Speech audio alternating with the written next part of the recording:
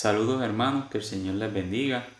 Les saluda su hermano Saulo González de la Iglesia Metodista Renacer en el barrio Bajadero de Arecibo. Les envío un fuerte y caluroso abrazo como de los que hablaba el hermano Eric el martes en el culto. Un abrazo de esos bien importante que crea tantas cosas en nuestro cuerpo y nos hace sentir bien. Les pido que me acompañen a hacer una oración para dar comienzo a esta clase bíblica para la noche de hoy.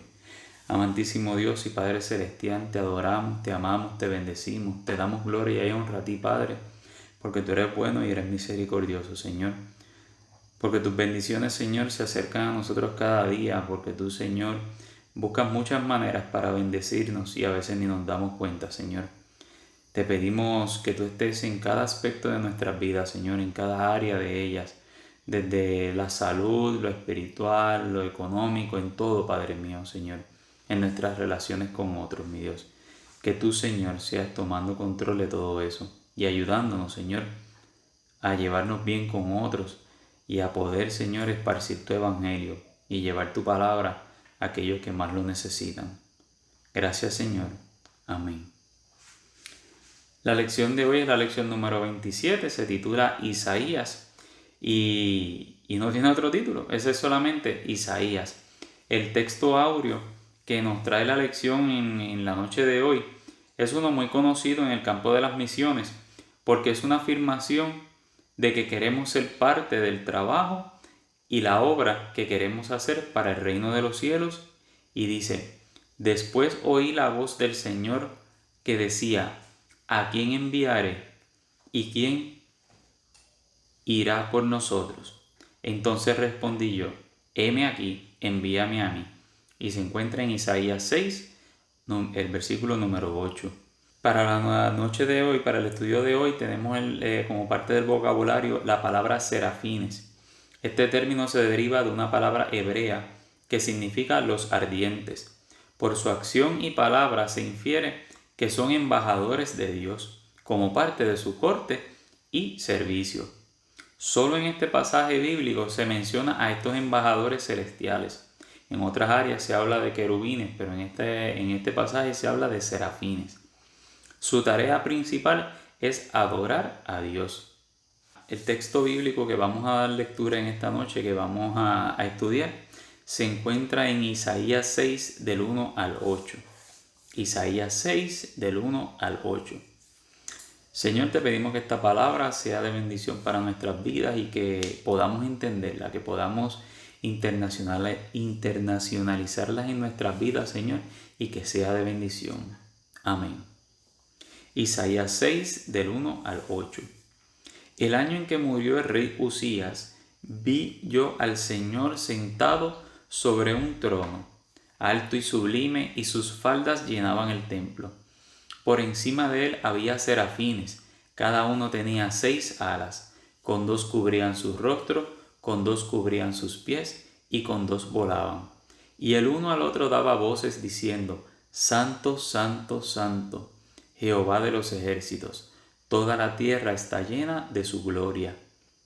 Los quicios de las puertas se estremecieron con la voz del que clamaba, y la casa se llenó de humo. Entonces dije, ay de mí, que soy muerto, porque siendo hombre inmundo de labios y habitando en medio de pueblo que tiene labios inmundos, han visto mis ojos al Rey, Jehová de los ejércitos, y voló hacia mí uno de los serafines, trayendo en su mano un carbón encendido, tomado del altar con unas tenazas. Tocando con él sobre mi boca dijo, he aquí, que esto tocó tus labios, y es quitada tu culpa, y limpio tu pecado. Después oí la voz del Señor que decía, ¿a quién enviaré? ¿Y quién irá por nosotros? Entonces respondí yo, heme aquí, envíame a mí. Y esto es palabra de Dios. Les quiero hacer una pregunta inicial. ¿Cómo ustedes se sintieron cuando en algún momento recibieron un llamado de parte de Dios o en algún momento en que Dios les haya hablado a sus vidas? Piensen en esto, hermano. Recuerde ese momento para usted es sumamente importante. Para mí lo fue en una ocasión. Yo recuerdo que algunas de esas experiencias que yo he tenido, que son momentos tan especiales, tómese un momento para usted reflexionar en eso. Piense en ello. Allá donde usted está en su hogar, piénselo. Recuerde ese momento donde usted tuvo un encuentro con Dios personal, íntimo, cercano con el Señor. Es un momento donde uno siente una alegría, un regocijo de recibir ese llamado de Dios. Pero luego también viene la preocupación, el pensamiento si seré bueno, seré lo suficiente para lo que Dios me necesita. Pues sepa, hermano, que sí. Él es un Dios perfecto y no se equivoca. Nosotros los hombres y mujeres de esta tierra somos los que nos podemos equivocar, pero Dios no se equivoca. En Isaías 6, del 1 al 2, en estos versículos, vemos que en el año que murió el rey Usías, sabemos que esto no es exacto, esta fecha, cuando él muere, pero según los estudios, tuvo que estar su muerte más o menos en los años 742 y 739 antes de Cristo, más o menos. Al rey Usías también se le conoce como Azarías. Y este cambio de nombre pudo haber sido porque antes de ser rey, su nombre con el que lo bautizaron o que sus padres le dieron era Azarías. Así que se le conoce con estos dos nombres. Por eso la diferencia del nombre, y en algunos versículos lo comentan o lo citan como Azarías. Usías reinó por 51 años más o menos, y murió leproso y solo en una casa por la lepra que le aquejaba. En estos versículos del 1 al 2 menciona que había serafines. No especifica la cantidad de ellos, pero sí que había serafines. Al principio mencioné que los serafines era una palabra hebrea cuyo significado era los ardientes, y ellos son servidores del trono celestial, y su nombre también significa iluminación. El versículo 3 al 5, el profeta Isaías escucha un tipo de cántico antifonal en el cual se celebra la santidad y la gloria de Dios. La santidad es la cualidad esencial de Dios. Es el tema central de la profecía de Isaías que le traía al pueblo. El ser santo es ser apartado de las cosas regulares, de las cosas cotidianas, ser parte de todo deseo, ser aparte de todo deseo de la carne y de las cosas de este mundo. Por eso es que el santo, Él es santo, porque Él está apartado de todos los deseos de este mundo. Pero nosotros somos los que debemos buscar esa santidad y la alcanzaremos cuando pasemos a morar con Él. Y en muchas ocasiones el profeta se refiere a Dios como el Santo de Israel. El cántico que están repitiendo los serafines dice: Santo, Santo, Santo. Esto es como una exageración, como algo bien alto por encima de todo lo demás. Él intenta describir que la santidad de Dios está por encima de todo, que no hay nada en lo absoluto ligado con el pecado o lo imperfecto.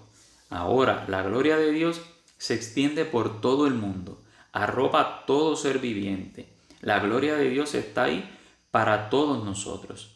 Está al alcance de nuestras manos, pero tenemos que llevar una vida agradable a Él para poder agarrarla y disfrutar de ella. Entonces vemos también la expresión: y la casa se llenó de humo. Con esta expresión se hace referencia a cuando el pueblo estaba en el desierto y llenaba el tabernáculo se llenaba de humo. Y eso es significado de la presencia de Dios, cuando llenaba ese lugar. Yo pensaba, ¿y por qué humo? ¿Por qué no otra cosa como el viento, el agua, frío, calor, etcétera? No sé, cualquier otra cosa. Recientemente, por aquí, detrás de mi casa donde yo vivo, hubo un fuego y el humo se extendía por toda esta área. Yo creo que llegaba hasta allá abajo, hasta Bajadero. Por más que se cerraron las ventanas, por más que se intentó tapar, el humo siempre entraba. Ahora, no hacía nada de viento dentro de la casa.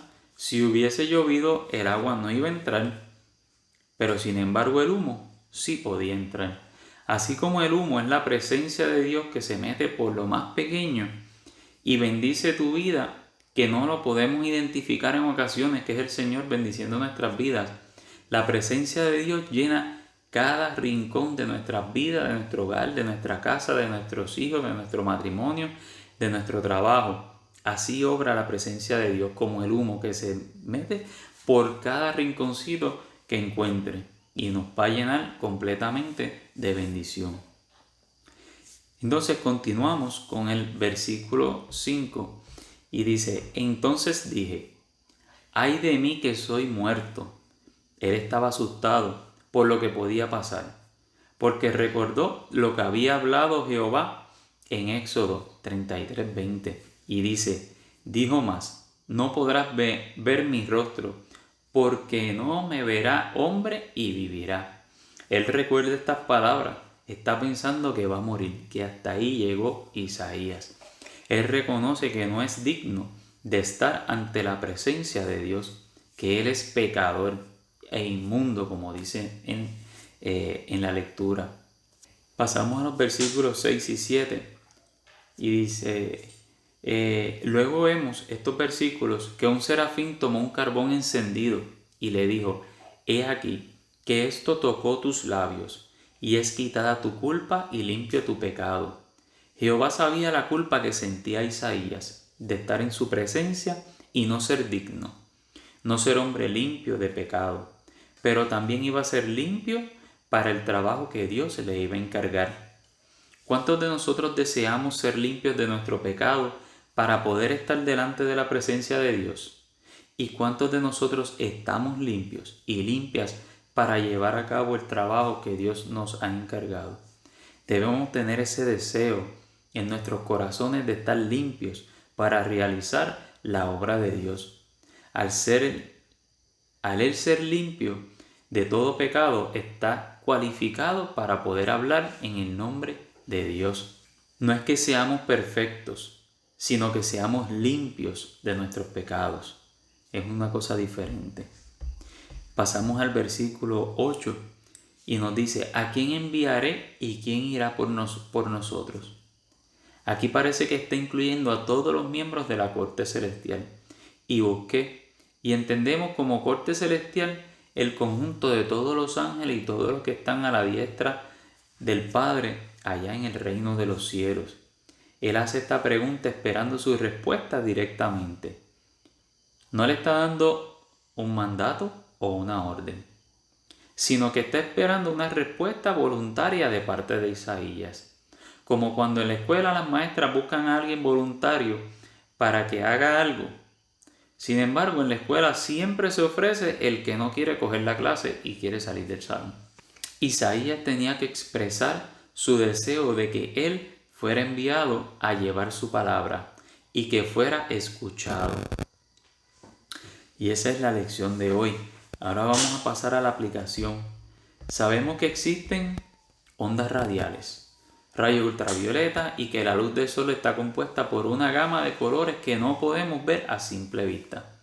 Toda esta certeza científica de realidades que no podemos percibir a simple vista forma parte de nuestro conocimiento y noción de la realidad. Sin embargo, al momento de considerar la presencia de Dios en el acontecer diario, podemos asumir en ocasiones una actitud más escéptica de duda. En este tiempo que vivimos, estamos cobijados por una densa nube de pesimismo, de desesperanza, que obstaculiza la voluntad de muchos y nos puede colocar en el desafío de la muerte física y espiritual. Frente a este panorama, al encontrarnos con el relato del llamado a Isaías, nos llegan desafíos y certezas espirituales de enorme significado para nuestras vidas. El encuentro de Isaías en el templo con el Dios vivo le planteó de entrada una respuesta categórica al desafío de ver a Dios en tiempos en que las condiciones materiales señalan crisis de toda índole. en medio de la zozobra por la pérdida de un líder, el rey Usías que murió, que había logrado una época de gran prosperidad. Dios le muestra al profeta que el verdadero liderato de bienestar para la vida está garantizado en la acción de un Dios que no se detiene en su caminar en medio de la historia humana. Dios se revela al profeta en una de las muchas maneras en que suele hacerlo, como testimonio de que no solo habita en su gloria, sino también donde quiera que es necesaria la intervención de su mano redentora. Este testimonio bíblico nos convoca a mantener una expectativa espiritual, una actitud de alerta, para discernir las maneras en que Dios se hace presente cada día y nos comunica certeza de que vamos a estar bien. El mensaje de la iglesia no puede quedarse en la descripción de la crisis. Tiene que anunciar la esperanza en el Dios que está presente actuando a favor de nosotros y nosotras.